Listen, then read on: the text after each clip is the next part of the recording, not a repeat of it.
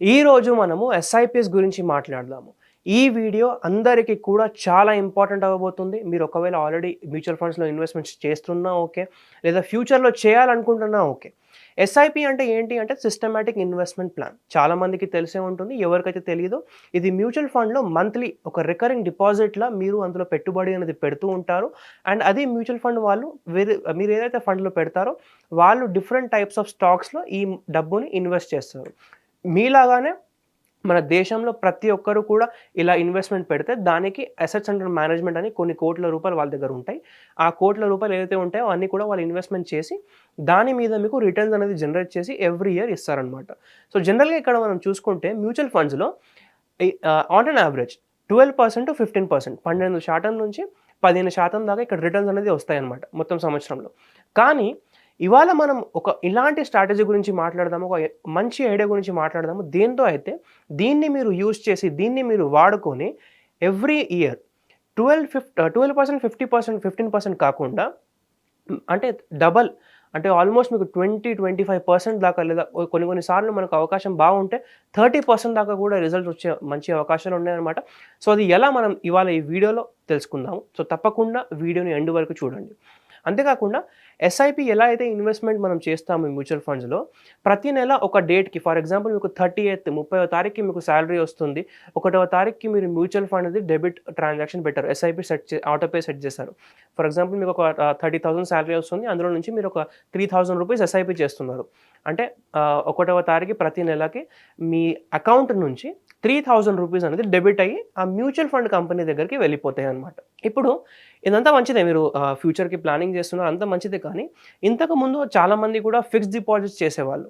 Stock market అంటే చాలా భయపడేవాళ్ళనమాట. కానీ మనం అందరం చూసాము.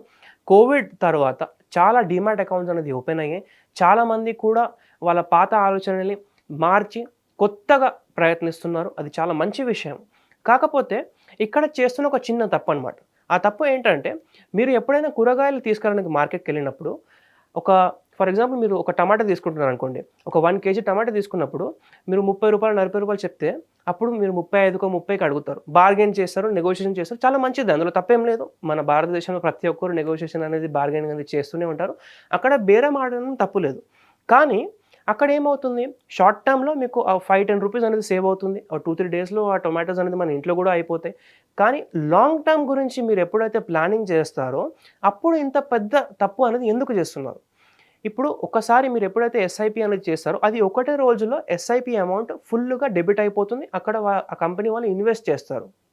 కానీ అదే ఫర్ ఎగ్జాంపుల్ మీ దగ్గర రూ. 3,000 మీరు ప్రతి నెల ఎస్ఐపి చేయాలనుకుంటున్నారు. ఆ రూ. 3,000 ఏదైతే ఉంటాయో మీరు ఎస్ఐపి క్యాన్సిల్ చేసి ప్రతిరోజు కూడా ఒక స్ట్రాటజీ చెప్తాను. ఏంటంటే ఫర్ ఎగ్జాంపుల్ ఇవాళ మార్కెట్ అంటే నిఫ్టీ, బ్యాంక్ నిఫ్టీ మనందరికీ తెలిసింది. సో, ఇవాళ ఫర్ ఎగ్జాంపుల్ ఇండెక్స్ 100 పాయింట్స్ పెరిగింది. సో, ఇవాళ రూ. 3,000 ఏదైతే ఉంటాయో నేను ఒకవేళ డైలీ ఇన్వెస్ట్ చేయాలి అంటే ఎంత ఇన్వెస్ట్ చేయాలి? డైలీ రూ. 100 నేను ఇన్వెస్ట్ చేయాలి. అప్పుడు రూ. 100 చొప్పున 1 మంత్ తర్వాత రూ. 3,000 అవుతుంది. సో, ఇప్పుడు 1 మంత్‌కి ఇప్పుడు నేను ఫస్ట్ డే ఈరోజు అనుకుందాము. ఈరోజు నేను రూ. 100 ఇన్వెస్ట్ చేయాలి. కానీ ఈరోజు మార్కెట్ 100 పాయింట్లు పెరిగింది. ఇప్పుడు పెరిగినప్పుడు ఏమవుతుంది? నేను ఒకవేళ రూ. 100 నేను ఇన్వెస్ట్ చేస్తే అప్పుడు నాకు ఈ మార్కెట్ పెరిగింది కాబట్టి ఎక్కువ రేట్‌లో నేను కొనాల్సొస్తుంది. సో, ఇవాళ మనం ఏం చేద్దాము? ఈ రోజుని మనం స్కిప్ చేద్దాం. Next day, second day of the month. ఇప్పుడు ఇవాళ మార్కెట్ మళ్ళీ 100 పాయింట్లు పెరిగింది. ఇవాళ కూడా నేను ఇన్వెస్ట్‌మెంట్ చేయను. దీన్ని మళ్ళీ మనం స్కిప్ చేద్దాము. Third day of the month. ఇవాళ మార్కెట్ ఒక 200 పాయింట్ల కింద అంటే పడ్డది మార్కెట్ కిందకి. ఇప్పుడు మనం first and second day investment చేయలేదు. హోల్డ్ చేసాం దాన్ని.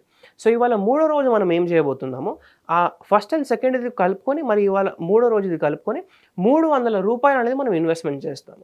సో, ఇలా టోటల్ ఒక 1 మంత్ పీరియడ్‌కి మనం ఫాలో చేయాలి. ఇందులో మీకు పెద్దగా టైం పట్టేది ఏం లేదు. డైలీ ఒక 5, 10 మినిట్స్ మీరు ఓన్లీ మీ డీమాట్ అకౌంట్ ఎందులో అయితే ఉందో ఆ యాప్ ఓపెన్ చేసి చూస్తే అయిపోతుంది. అప్పటికప్పుడు మీరు ఇన్వెస్ట్‌మెంట్ అనేది పెట్టుకోవచ్చు. కానీ దీంతో మీకు తెలియకుండానే ఒక చాలా పెద్ద బెనిఫిట్ అవుతుంది. అదేంటంటే ఎస్ఐపిలో ఇన్వెస్ట్‌మెంట్ చేసినప్పుడు మీరు మొత్తం సంవత్సరంలో ఓన్లీ 12 టైమ్స్ ఇన్వెస్ట్‌మెంట్ చేస్తారు. ఎందుకంటే మనకు 12 మంత్స్ ఉంటాయి కాబట్టి. కానీ ఎప్పుడైతే దాన్ని మనం పాసివ్ ఇన్వెస్టింగ్ అంటాం. ఎప్పుడైతే ఆటోమేటిక్‌గా మీరు ఆటోమేట్ చేసారు ప్రాసెస్‌ని. ఇప్పుడు మనం మాట్లాడుతుంది యాక్టివ్ ఇన్వెస్టింగ్ అనమాట.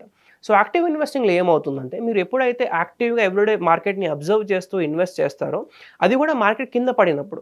సో మీరు తక్కువ ధరకి మీకు దొరుకుతుంది ప్రతిసారి కూడా ఆ నెట్ అసెట్ వాల్యూ ఎన్ఏవి ఏదైతే ఉంటుందో తక్కువ ఎన్ఏవికి మీకు ఒక యూనిట్ ఎప్పుడైతే దొరుకుతుందో అప్పుడు మొత్తం సంవత్సరం అయిన తర్వాత మీకు ఇక్కడ మీరు 12 టైమ్స్ ఇన్వెస్ట్ చేశారు. ఇక్కడ ఫర్ ఎగ్జాంపుల్ మీరు 200, 250 టైమ్స్ చూస్తూ ఇన్వెస్ట్‌మెంట్ చేశారనుకోండి.